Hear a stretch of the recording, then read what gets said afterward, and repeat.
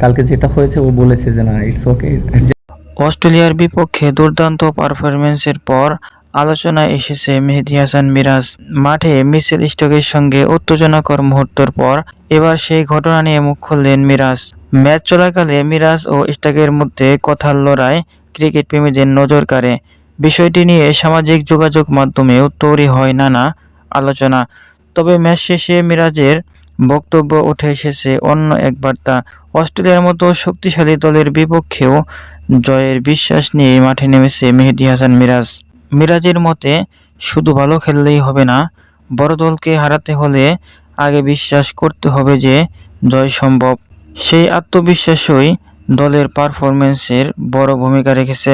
মেহেদী হাসান মিরাজ বলেছেন, Mitchell Starc আমার কাছে এসে বললেন আমারও ভুল হয়েছে, তবে ঠিক আছে, সব ঠিক আছে।